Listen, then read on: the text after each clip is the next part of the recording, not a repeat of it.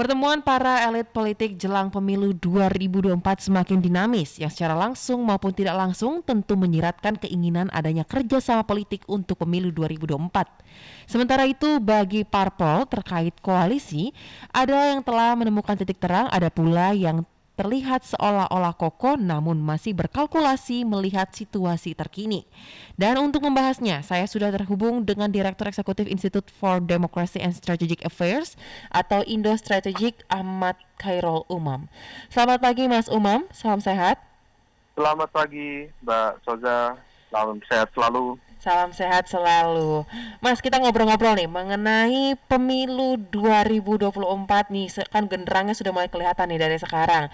Sudah ada KIB, ada Golkar, PAN, dan juga ada P3 di KIB. Lalu ada Nasdem dan PKS yang sepertinya sedikit lagi akan melakukan deklarasi bersama. Ada Gerindra, PKB, kemudian PDIP, si pemegang golden ticket.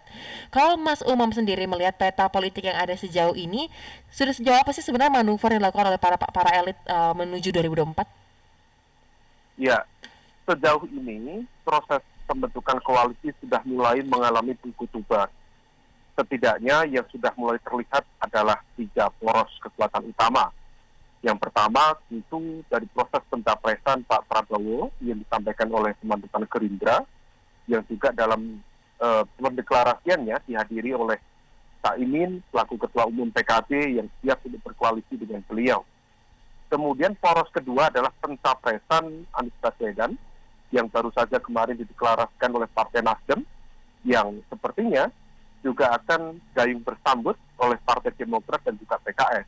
Meskipun belum melakukan deklarasi, tetapi most likely besar kemungkinan akan berada dalam satu gerbong yang sama.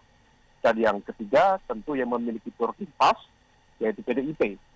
Problemnya di sini kemudian, meskipun ada satu poros kekuatan yang sudah mendeklarasikan diri, yaitu KIB, Koalisi Indonesia Bersatu, tetapi per hari ini KIB sendiri belum memiliki tokoh capres-cawapres yang real. Dan kemudian situasi seperti itu membuat mereka menjadi gamang. Apakah mereka betul-betul akan solid bertahan sebagai sebuah poros kekuatan koalisi, ataukah mereka akan justru pecah dan juga melebur dengan gerbong koalisi lainnya. Kalau misal dilihat dari posisi saat ini, ada dinamika yang cukup serius di internal KIB, at least terjadinya pergantian di dalam tubuh P3 misalnya, yang kemudian berpotensi mengubah arah keputusan koalisi ke depan. Dan kemudian di saat yang sama, di Golkar sendiri juga masih terjadi kegamangan. Dan jika kemudian terjadi kesalahan di dalam mengambil keputusan di internal Golkar, maka besar kemungkinan akan terjadi sebuah dinamika internal yang cukup serius.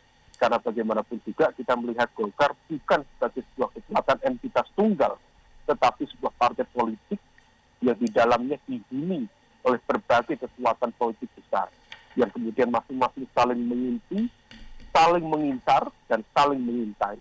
Salah sedikit mengambil keputusan, pasti akan ada operasi politik yang siap untuk menggantikan Pak Erlangga. Jadi per hari ini, Mbak Soza, masih ada 3 kekuatan dan tergantung pada dinamika internal di KIB, akankah pecah ataukah melebur dengan gerbong koalisi lainnya. Betul sekali, kita lihat memang di KIB ini mereka yang paling awal mengatakan koalisi, tapi sampai sekarang belum jelas juntrungannya mau kemana sih, karena masih saling tengok kanan kiri ya kita lihat juga. Dan dinamika yang tadi disebutkan oleh Mas Umam sendiri seperti adanya perubahan di Ketua Umum di P3, kemudian Golkar yang belakangan lagi genit ke PDIP, habis bertemu dengan Mbak Puan, terus mengatakan adanya sejarah panjang antara PDIP dan Golkar, kemudian memberikan pantun juga. Kalau menurut Mas Umam sendiri, ini sebenarnya Golkar lagi melihat apa sih? Karena kan sebenarnya untuk tokoh-tokoh senior seperti ada JK, Akbar Tanjung ini malah mendukung Anies. Sedangkan untuk P3 pun ada yang ingin PLT Ketumnya Mardiono untuk maju, padahal ada juga yang mendeklarasikan nama lain, yaitu Ganjar untuk didukung sebagai Capres 2024. Ya, sebenarnya apa yang terjadi dalam partai-partai KIB sebenarnya adalah sebuah ikhtiar untuk mencari kepastian. Karena mereka sendiri masih dihadapkan pada dilema dan ketidakpastian.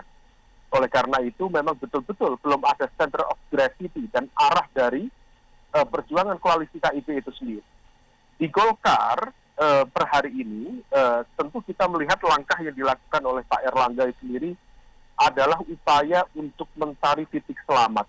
Seperti yang tadi saya sampaikan, apa yang diputuskan, apa yang diambil langkah oleh Pak Erlangga itu betul-betul akan menentukan seberapa jauh dan seberapa lama dia bisa bertahan di posisi Ketua Umum Partai Golkar. Kalau dia bisa mengambil keputusan yang tepat, tentu akan bertahan. Tetapi sekali ada keputusan yang dinilai tidak begitu strategis terhadap partai, ada kekuatan lain yang siap menanti untuk menggantikan posisi Pak Erlangga. Oleh karena itu, di sini insting politik seorang Erlangga Hartarto betul-betul dipertaruhkan, dan upaya untuk melakukan pendekatan dengan PDIP, termasuk sejumlah informasi spekulatif mengatakan bahwa Pak Erlangga sendiri juga sudah mulai membangun komunikasi dengan teman-teman di Gerindra, dengan Pak Prabowo, apakah kemudian akan bergabung bersama gerbong Gerindra PKB atau tidak. Semua itu ditentukan oleh banyak hal dalam konteks indikator penentu koalisi, mulai dari visi, misi, platform, termasuk juga rasa equality, yang kemudian rasa kesetaraan atau tidak kemudian didikte oleh kekuatan yang lebih besar dan sebagainya, termasuk juga rasa kenyamanan, comfortability. Karena bagaimanapun juga koalisi itu seringkali dibentuk oleh sebuah pertemuan visi, pertemuan cara pandang, tetapi juga pertemuan ego. Tapi artinya kalau misal terjadi pertarungan ego, pertentangan ego, maka koalisi seringkali tidak akan terjadi di sana. Oleh karena itu, melihat KIB per hari ini, rasanya masih terlalu prematur untuk dijadikan sebagai sebuah koalisi. Mungkin akhir dari 2022, menjelang 2023, mungkin akan sudah mulai terlihat kemana arah koalisi Indonesia Bersatu ini berlaku. Dan di internal P3 sendiri, sepertinya sudah mulai ada pergerakan yang semakin real. Misalnya dari Pak Mardiono, PLT Ketua Umum P3, kemarin sudah menyatakan ingin keluar dari One Team Press, dan keluarnya Pak Mardiono dari posisi One Team Press itu akan memberikan keleluasaan sekaligus independensi dia secara politik untuk mengambil sikap keputusan khususnya terkait dengan koalisi. Apakah akan bersama Anies Baswedan, ataukah bersama Pak Prabowo, ataukah bersama Merah? Itu akan menjadi sebuah dilema yang harus ditentukan oleh mereka. Kalau misal tidak, maka mereka akan menghadapi sejumlah konsekuensi, dan salah satu konsekuensi yang dihadapi oleh P3 misalnya adalah potensi split ticket voting atau perbedaan dukungan dari elit dengan perbedaan dukungan dari akar pemilih mereka yang bisa berbeda. Kalau misalnya terjadi perbedaan, maka itu berpotensi mengancam perolehan suara mereka di pemilu 2024 mendatang. Baik, Mas Umam, kita kan lagi berbicara mengenai KIB nih. Golkar sudah kita bahas mengenai sekarang Pak Erlangga tengah mengambil langkah-langkah yang sangat krusial untuk menentukan posisinya sebagai ketum Golkar. Kemudian ada dinamika juga di tubuh P3. Lalu untuk satu anggota KIB lain, PAN, di belakangan disebut sudah siap dengan karpet biru untuk menyambut Ridwan Kamil pencapresan 2024. Bagaimana melihatnya? PAN sendiri saya melihat sedang mengalami masa transisional yang cukup serius. Karena di basis pemilih loyal PAN juga sedang menghadapi ancaman degradasi. Karena bagaimanapun juga keluarnya Pak Amin Rais dan juga berdirinya Partai Umat yang didirikan oleh Pak Amin Rais berpotensi menggerus basis pemilih loyal PAN yang sebenarnya juga berasal dari pemilih Muhammadiyah. Nah, oleh karena itu, PAN sendiri akan berusaha melakukan apapun. Salah satunya adalah mencoba untuk membuka ruang bagi masuknya sejumlah tokoh-tokoh besar.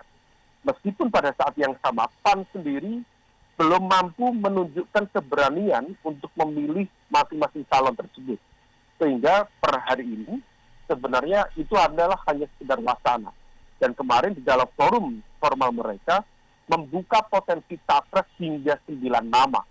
Kalau misal sampai 9 nama, itu menunjukkan bahwa ada ketidakpercayaan diri di dalam partai, dan kemudian masih membuka ruang untuk negosiasi sekaligus bermanuver dengan berbagai kemungkinan yang ada, sehingga kemudian PAN sendiri masih mencoba untuk mencari selamat di sana. Kalaupun dengan Pak RK, Pak Ridwan Kamil, tentu oke-oke saja. Bisa jadi itu akan menjadi menjadi ruang bagi Pak RK untuk mengembangkan kapasitasnya di sana. Tetapi rasanya PAN sendiri harus berhitung ulang. Benarkah misalnya Pak Ridwan Kamil cukup marketable untuk dibawa ke dalam ajang Pilpres 2024 mendatang? Kalau misal betul, tentu itu akan menjadi sebuah captain market yang baik untuk PAN.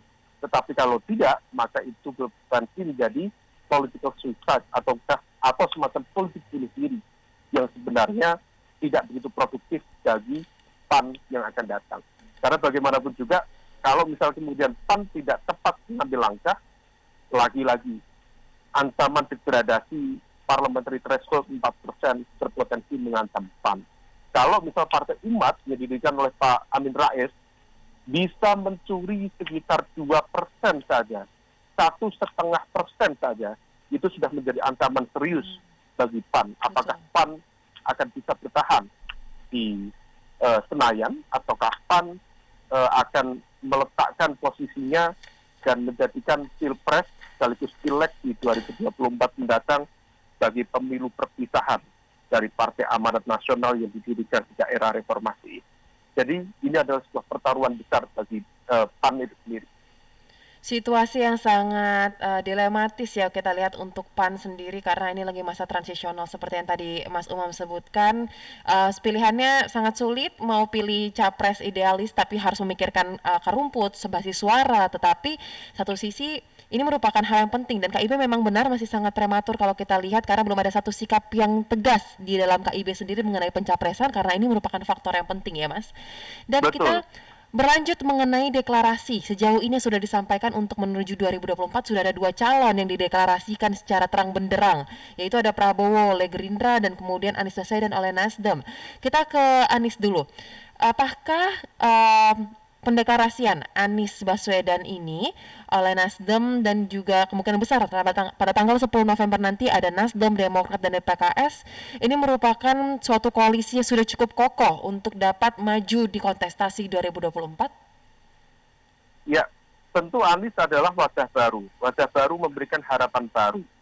Mengenai kokoh atau tidaknya tentu akan ditentukan oleh banyak faktor. Pertama misalnya, siapa cawapres yang akan mendampingi Anies. Bagaimanapun juga posisi cawapres itu akan berpengaruh seberapa solid dan seberapa efektif mesin politik menuju Pilpres 2024 bisa terbentuk. Yang kedua, faktor siapa lawan atau kontestan yang siap menjadi kompetitor Anies Baswedan di Pilpres 2024. Nah, oleh karena itu, hal ini harus dihitung betul oleh internal koalisi, khususnya oleh Partai Nasdem, Partai Demokrat, dan juga Partai PKS. Dan bisa jadi nanti kalau misalnya ada partai-partai yang lain yang ikut bergabung, misalnya P3 misalnya, kalau misal kemudian ingin mencari titik selamat yang lebih besar dengan menghadirkan capres yang lebih sesuai dengan karakter basis pemilihnya, memang lebih baik bergabung dengan Nasdem, Demokrat, dan juga PKS. Karena bagaimanapun juga seorang Anies Baswedan saat ini memang lebih identik dengan citra, dengan cara pandang, dan juga image sebagai representasi dari kekuatan politik Islam. Nah, kemudian terkait dengan konteks cawapres, internal koalisi juga harus berhitung. Dan perhitungannya tentu bukan hanya soal elektabilitas, tetapi betul-betul bisa melihat apakah seorang cawapres yang akan mendampingi Anies itu memiliki jaringan baik partai dan juga jaringan non-partai yang kuat atau tidak. Apakah memiliki basis logistik yang memadai atau tidak. Apakah memiliki cara pandang ideologis yang juga compatible dengan seorang Anies Baswedan dan juga sesuai dengan narasi demokrasi dan juga narasi nasionalisme religius yang diusung oleh Partai Nasdem dan juga Partai Demokrat atau tidak. Kemudian apakah potensi pemilihnya saling menguatkan atau justru saling menggerus dengan yang dimiliki oleh Anies Baswedan atau tidak. Kemudian faktor lain, faktor rekam jejak. apakah yang bersangkutan bersih, ataukah punya potensi untuk dikriminalisasi oleh lawan-lawan politik atau tidak. Dan yang terakhir, the last but not least, adalah apakah calon cawapres itu memiliki resistensi dari partai-partai politik pengusung atau tidak. Kalau misal kemudian checklist itu sudah bisa dihitung dengan baik, maka saya yakin gerbong koalisi yang dihadirkan bisa betul-betul menghadirkan mesin politik yang efektif. Tapi kalau misal kemudian perhitungannya kurang begitu cermat, tentu akan ada resiko. Nah, oleh karena itu, mesin politik seorang Anies Baswedan juga harus berhitung secara cermat, dan semua itu kalau misal kemudian bisa dilakukan bersama-sama, potensi seorang Anies untuk memenangkan Pilpres 2024 menjadi semakin terbuka, terutama dengan menyatukan basis pemilih Islam moderat dan juga basis pemilih dari segmen nasionalis, terutama yang tersebar di wilayah Jawa, kemudian DKI Jakarta sendiri, kemudian Jawa Barat, Banten, dan Sumatera secara general, berpotensi kemudian memberikan nilai lebih dan menjadi kunci kemenangan bagi seorang Anies Baswedan. Saya pikir itu, Mbak Zoya. Oke, memang posisi cawapres ini walaupun dia posisi sebagai wakil tapi tidak bisa dinafikan begitu saja karena ini akan menjadi penentu seberapa kokoh ya koalisi yang telah dibentuk tersebut. Banyak aspek yang harus dihitung.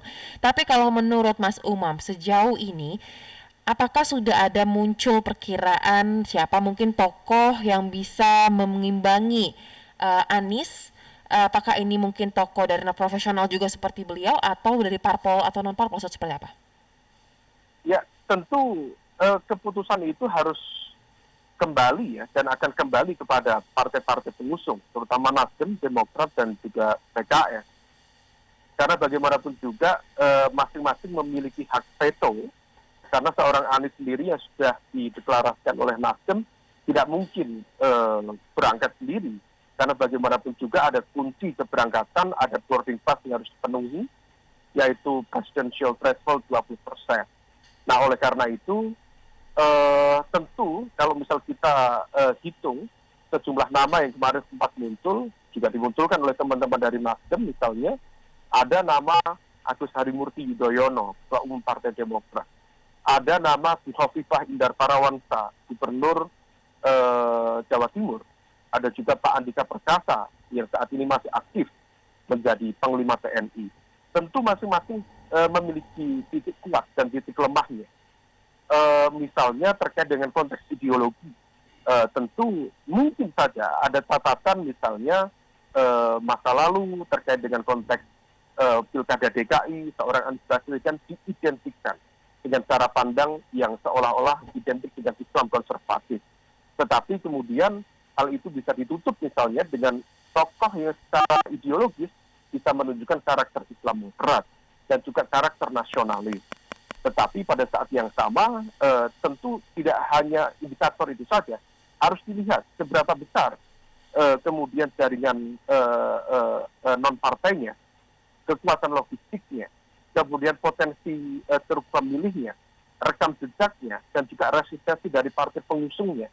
Nah, kalau misal kemudian dihitung, kalau misal per hari ini siapa yang cocok, rasanya masing-masing tokoh tadi memiliki plus minusnya. Tetapi kalau misal kemudian kita coba matrikulasi, kita buat matriks, memang dalam posisi ini, nama pertama yang disebut oleh teman-teman Nasdem, yaitu AHY misalnya, berpotensi memiliki hak veto yang cukup besar. Karena bagaimanapun juga, dia memiliki kontribusi tiket 9% dari presidential threshold, yaitu dari jumlah kursi di DPR yang dia miliki. Nah, selebihnya plus minus itu harus dihitung secara cermat oleh teman-teman di koalisi. Kalau misal kemudian memang bisa memberikan kontribusi elektabilitas yang memadai, jaringan logistik yang juga memadai, tentu itu bisa menjadi alternatif yang lebih baik bagi seorang Anies. Tapi kalau misal kemudian ada faktor lain yang sekiranya kemudian membuat seorang Anies Baswedan bisa lebih mencapai titik optimal yang lebih tinggi, tentu juga harus dipertimbangkan dengan baik oleh koalisi. Jadi sekali lagi, masing-masing koalisi, anggota koalisi harus mendapatkan penawaran terbaik the big deal, tetapi pada saat yang sama penawaran terbaik itu juga harus tetap berorientasi pada potensi kemenangan seorang Anies Baswedan dalam kontestasi di Pilpres 2024 mendatang. Betul, bagaimana nanti lobby-lobby yang dilakukan di belakang layar antara sesama partai koalisi untuk dapat menentukan pasangan yang akan diusung ini menjadi penting, tapi tidak menafikan pentingnya elektabilitas dan juga basis suara yang akan direngkuh. Lalu kita ke deklarasi kedua, Mas Umam, ada Prabowo yang sudah dideklarasikan oleh partainya Gerindra. Bagaimana memastikan ataukah sudah firmkah PKB untuk tetap bergabung dengan Gerindra, mengingat bahwa kita tahu Caimin mempunyai ambisi juga sebenarnya, walaupun pada akhirnya dia sepertinya terlihat ya sudah membiarkan saja deklarasi Prabowo ini disampaikan oleh Gerindra. Ya, memang betul, ini cukup menarik. Prabowo dengan Caimin sudah bertemu, dan kemudian deklarasi pencapresan Prabowo dihadiri langsung oleh Caimin. Tetapi uniknya, meskipun deklarasi koalisi sudah dilakukan, tetapi posisi nama capres cawapres belum dipastikan. Artinya sebenarnya ini masih membuka ruang negosiasi antara Gerindra dan juga PKB. Meskipun demikian, sepertinya PKB juga sudah sangat percaya diri untuk mendapatkan posisi sebagai cawapres, dan Caimin meskipun di mana-mana sudah deklarasi sebagai capres, rasanya dia sudah cukup sudah cukup ikhlas gitu ya untuk menerima posisi sebagai cawapres mendampingi seorang Prabowo Subianto. Potensinya tentu ini cukup menarik karena bagaimanapun juga seorang Prabowo itu memiliki bekal elektabilitas yang cukup memadai dan cukup terjaga, meskipun di saat yang sama bekal politiknya masih tetap belum mampu mendominasi mainstream tokoh yang ada dan berpotensi untuk menjadi capres di 2024 mendatang. Meskipun beliau adalah seorang veteran capres 2 kali dan cawapres 1 kali, tetapi ternyata tetap belum mampu mendominasi. Nah, bedanya dibanding dengan pilpres-pilpres sebelumnya, Pak Prabowo di 2024 mendatang ini berpotensi kehilangan basis pemilih loyal dari segmen pemilih Islam, terutama yang ada di Jawa Barat, Banten, dan Sumatera secara general.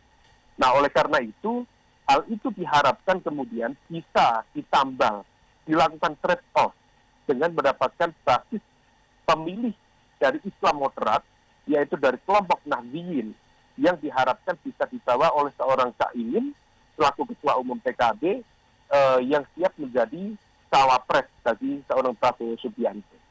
Tentu itu idealnya, jika dilakukan trade-off pemilih di sana. Problemnya adalah belum tentu basis pemilih Nahdliyin di 2024 mendatang itu bisa sedemikian solid seperti yang terjadi di 2019 yang lalu. Sebab tentu pertama faktornya ada catatan cukup kuat dari para kiai dan juga jaringan santri di kalangan Nahdliyin terkait dengan sepak terjang seorang Prabowo Subianto. Bagaimanapun juga sikap konfrontatif dari mesin politik Prabowo Subianto di 2014 dan 2019 terhadap kekuatan Islam moderat, terutama Nahdlatul Ulama, begitu kuat waktu itu. Sehingga kalau misal kemudian sekarang berganti arah, rasanya tidak semua jaringan kiai dan juga jaringan santri bisa menerima itu. Karena itu artinya apa? Mengkonfirmasi bahwa pertarungan itu bukan ideologis, tetapi betul-betul hanya untuk kepentingan politik sempit semata. Yang kedua, kalau misal kemudian kekuatan Islam konservatif tidak menunjukkan agresivitasnya, maka besar kemungkinan jaringan Nahdlatul Ulama juga tidak begitu solid untuk melakukan perlawanan. Artinya apa? Artinya masyarakat Muslim di Indonesia sudah lelah dengan upaya politisasi agama. Mereka berdua, elemen kanan maupun elemen moderat, ingin betul-betul concern dan juga berada di wilayah yang lebih aman, wilayah yang lebih moderat, yang lebih tengah. Nah, kalau misal kemudian proses ini terbentuk, maka besar kemungkinan basis Nahdliyin tidak akan menyatu di dalam satu gerbong yang sama. Dia akan terpecah dan dia akan kemudian mengikuti insting politik yang mereka miliki. Dan ini betul terjadi di Pilpres 2004 misalnya, meskipun Bu Megawati waktu itu bersama dengan Pak Hashim Muzadi, Ketua Umum PDNI aktif, bukan berarti kemudian basis pemilih Nahdliyin berada di gerbong yang sama. Ternyata banyak dari warga Nahdliyin yang waktu itu juga memilih SBY-JK, memilih Pak Wiranto dengan Gus Solah, dan lainnya. Artinya, semua ini tentu ditentukan oleh literasi politik pemilih Nahdliyin, dan semakin ke sini, saya notice betul, literasi politik masyarakat Nahdliyin semakin tinggi dan juga semakin matang. Oleh karena itu, menganggap entitas politik Nahdlatul Ulama sebagai sebuah entitas tunggal yang bisa diarahkan ke dalam satu gerbong koalisi dan satu calon capres-cawapres yang sama, rasanya tidak sesimplistis dan tidak semudah itu. Oleh karena itu, saya pikir di 2024 mendatang, pemilih Nahdlatul Ulama akan menjadi pemilih yang merdeka, bukan pemilih yang didikte untuk mendukung satu calon atau dua calon yang berlaga di Pilpres 2024 mendatang. Demikian, Mbak Zoya. Ya, tentu kita harus berbahagia juga karena jika menurut Mas Umam sejauh ini ternyata literasi politik ini semakin baik di kalangan Nahdliyin tentunya, dan semoga di 2024 isu SARA ini tidak menjadi jualan yang sangat laku keras sehingga terjadi gesekan-gesekan seperti pemilu-pemilu sebelumnya. Kita berharap hal ini tentu terjadi. Lalu Betul. kita membahas lagi pertemuan yang terjadi antara Pak Presiden Jokowi yang merupakan kader PDIP dengan Ketua Umum PDIP Megawati beberapa waktu terakhir. Apakah pertemuan ini bisa dianggap sebagai suatu pertemuan untuk dapat menunjukkan kepada publik mereka satu suara terkait dengan sikap PDIP di pencapresan 2024, atau justru membicarakan hal-hal lain? Bagaimana pengamat memperhatikan pertemuan antara kedua orang ini? Pertemuan dari Bu Mega dengan Pak Jokowi di Batu Tulis kemarin itu rasanya itu adalah upaya langkah tepat dari PDIP untuk merespon perkembangan dinamika politik yang berubah begitu cepat, terutama pasca pendeklarasian Anies oleh Partai Nasdem, dan juga mendapatkan respon yang sangat positif dari Partai Demokrat dan juga PKS. Nah, oleh karena itu rasanya karena potensi rival sudah semakin clear, maka pertemuan itu dilakukan sebagai upaya untuk mengatur strategi, mengatur langkah, bagaimana kemudian PDIP harus bersikap. Karena bagaimanapun juga keputusan dari PDIP itu betul-betul akan berpengaruh besar terhadap arus koalisi yang lain, terutama dari KIB, yaitu Koalisi Indonesia Bersatu itu sendiri. Nah, adapun kemudian harapan yang disampaikan oleh teman-teman di PDIP, bahwa ada upaya dari mereka untuk mempertahankan kemenangan sehingga kemudian mencetak kemenangan hat-trick baik di level pileg maupun di level pilpres. Nah, akan tetapi masih ada dilema yang cukup kuat di dalam internal PDIP, apakah kemudian akan mengusung nama yang memiliki basis elektabilitas yang relatif memadai, tetapi tidak memiliki basis dukungan yang kuat di level pengurus, ataukah tokoh yang sebenarnya juga sangat populer di level pengurus tetapi elektabilitasnya kurang memadai. Situasi ini harus diselesaikan oleh internal PDIP. Tentu tidak bisa begitu mudah ya untuk menentukan sebuah keputusan, karena bagaimanapun juga pihak yang mengelola partai itu tentu sangat ribet, sangat kompleks. Kalau misal kemudian mereka sehari-hari bekerja untuk membesarkan partai, lalu ada pihak yang lain yang sehari-hari fokus untuk meningkatkan popularitas dan elektabilitas dirinya, kemudian ketika musim pilpres datang, kemudian dia datang dengan membawa bekal elektabilitas dan kemudian ingin memanfaatkan mesin partainya, tentu itu menjadi sebuah catatan, menjadi sebuah pertanyaan besar. Nah, oleh karena itu, ini menjadi dilema yang harus diselesaikan di internal PDIP. Di sisi lain, PDIP sendiri ingin menunjukkan kepada mitra-mitra partai politik yang lain bahwa dia adalah partai besar, independen, dan memiliki kedaulatan penuh, sehingga kemudian PDIP merasa tidak ingin didikte tidak ingin dikendalikan oleh partai-partai yang lain untuk mengusung capres A, capres B, capres C sesuai dengan aspirasi mereka. PDIP merasa mereka lah yang memiliki hak, memiliki kewenangan, dan memiliki otoritas untuk menentukan siapa yang siap dan layak untuk dicapreskan di Pilpres 2024 mendatang. Oleh karena itu, tentu keputusan dari Bu Mega akan kita tunggu bersama-sama, dan semua itu akan menentukan siapa kira-kira yang akan diusung oleh PDIP untuk menjadi kontestan yang mewakili partai penguasa saat ini. Dan tentu ini akan menjadi sebuah dinamika yang menarik, karena bagaimanapun juga, ya di 2024 mendatang tidak ada incumbent. Ya, betul. Meskipun di saat yang sama kita juga harus berhati-hati, dan juga ini sekaligus himbauan kepada Presiden Jokowi sebagai kepala negara. Memang sebaiknya Presiden tidak ikut secara praktis kemudian memainkan otoritas dan kewenangannya di dalam kontestasi Pilpres 2024 mendatang. Okay. Presiden adalah kepala negara yang akan digantikan, yang akan dilanjutkan legasinya, dan kalau misalnya Presiden ikut bermain-main di sana, maka itu akan memunculkan risiko yang lebih besar. Maka tentu ada baiknya memang untuk menghadirkan kontestasi yang fair, kontestasi yang lebih terbuka, lebih adil ya. Ada baiknya memang Presiden mengambil langkah netral dan independen supaya tidak terjadi politisasi dan juga upaya permainan dan juga menyalahgunakan instrumen kekuasaan negara. Dan ini menjadi penting untuk masa depan demokrasi di Indonesia. Mas, untuk PDIP ini agak unik memang ya. Kita tahu bahwa pencapresan ini merupakan hak prerogatif dari Ketua Umum, namanya di kantong Ibu Megawati. Sementara sejauh ini elit-elit partai mengatakan bahwa yang mereka dukung dan untuk maju dari PDI itu merupakan Mbak Puan Maharani, merupakan putri dari Ibu Megawati sendiri. Sementara itu kita tahu bersama elektabilitas Puan masih sangat jauh dibandingkan 3 nama besar lainnya, bahkan dibandingkan nama-nama lain.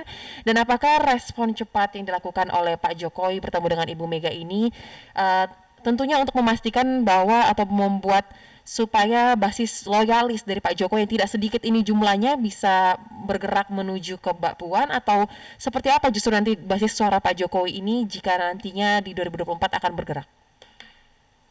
Ya, memang ini menjadi dilema yang harus dihitung betul, dihitung secara cermat oleh PDIP. Tetapi pada saat yang sama, memang betul bahwa memang mesin politik PDIP per hari ini semakin menguatkan keyakinan bahwa Mbak Puan Maharani adalah pihak yang akan dipilih dan akan diajukan di dalam kontestan Pilpres 2024 mendatang. Dan itu menjadi cukup make sense. Karena bagaimanapun juga tentu Bu Mega akan lebih memilih pihak yang bisa dipercaya dan tidak akan berkhianat kepada dirinya. Dan seorang Puan Maharani adalah anak biologis, sekaligus anak ideologis seorang Megawati. Dia tidak mungkin melakukan pengkhianatan terhadap ibunya sendiri. Oleh karena itu, tentu ini akan menjadi sebuah zona yang cukup menarik, dan memang salah satu partikel yang kemudian akan menentukan adalah jejaring yang selama ini menjadi pendukung seorang Jokowi. Dan kalau misalnya kemudian Bu Mega sudah ikut bergerak meyakinkan seorang Jokowi, bisa saja kemudian jaringan-jaringan itu akan memberikan dukungan yang semakin terbuka kepada seorang Puan Maharani. Adapun kemudian tantangan elektabilitas, rasanya itu tantangan bagi semuanya. Tantangan bagi semuanya. Dan kita harus paham bahwa elektabilitas itu adalah sesuatu yang sifatnya teknikal. Dia dengan mudah akan naik dan turun. Naik dan turunnya akan ditentukan oleh output informasi atau input informasi sekaligus juga. Nah, oleh karena itu, kalau misal kemudian PDIP bersikap lebih tegas, lebih jelas, mendeklarasikan lebih tepat misalnya, itu akan berpotensi mampu mengakselerasi elektabilitas yang bersangkutan. Positioningnya harus jelas, dengan segala track record, dan saya yakin seorang Puan Maharani memiliki kemampuan untuk itu.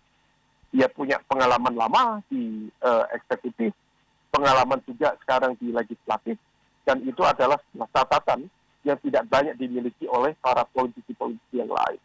Oleh karena itu menjadi penting, dan yang tidak kalah penting adalah bagaimana PDIP betul-betul mampu mengkonsolidasikan basis kekuatan Soekarnoisme. Karena kalau misal kemudian PDIP tidak dipegang oleh mereka yang berasal dari terah Soekarno, maka besar kemungkinan elemen Soekarnoisme itu akan membuyar di sana. Nah, oleh karena itu yang kemudian barangkali menjadi aspirasi di internal elit, di internal jajaran pengurus PDIP untuk tetap meletakkan posisi kepemimpinan dan calon pemimpin negeri yang akan datang diserahkan kepada seorang Puan Maharani. Dan statement itu sudah berkali-kali disampaikan cukup terbuka. 2024 mendatang, insya Allah akan ada presiden perempuan. 2024 mendatang, insya Allah juga akan ada pemimpin dari segmen perempuan yang tidak hanya bisa bersolek di sosial media, tetapi juga bisa bekerja dengan baik. Semua itu adalah informasi statement yang cukup clear sebenarnya bagi kita untuk mencermati bagaimana arah keputusan dari internal PDIP di 2020 mendatang. Dan kalau misal Bu Mega sudah bersikap, rasanya Pak Jokowi akan semakin terbuka untuk memberikan dukungan itu dengan segala tantangan. Tetapi kalau misal kemudian mereka bisa melakukan upaya yang lebih agresif, upaya yang lebih cermat, rasanya akselerasi elektabilitas bisa kemudian dilakukan dalam waktu 1 tahun ke depan. Demikian, Mbak Zoya. Baik, terima kasih untuk bincang-bincang kita yang sangat seru membahas jauh apa sih dinamika politik untuk menuju tahun 2024, dan memang masih sangat ada banyak kemungkinan untuk dilakukan manuver sana-sini, safari politik masih tentu bisa dilakukan karena sampai dengan saat ini belum ada nama pasti dari pasangan ya Mas yang diusung, sehingga kemungkinan besar masih bisa terjadi perubahan tentu saja, dan kita tunggu saja seperti apa nama-nama yang akan disusun oleh masing-masing elit-elit partai politik ini untuk menuju kontestasi 2024. Tetapi yang pasti kita harapkan isu SARA tidak lagi menjadi jualan yang dapat memecah belah persatuan bangsa. Terima kasih Direktur Eksekutif Institute for Democracy and Strategic Affairs atau Indo Strategic, Ahmad Khairul Umam, untuk waktunya. Salam sehat, selamat kembali beraktivitas.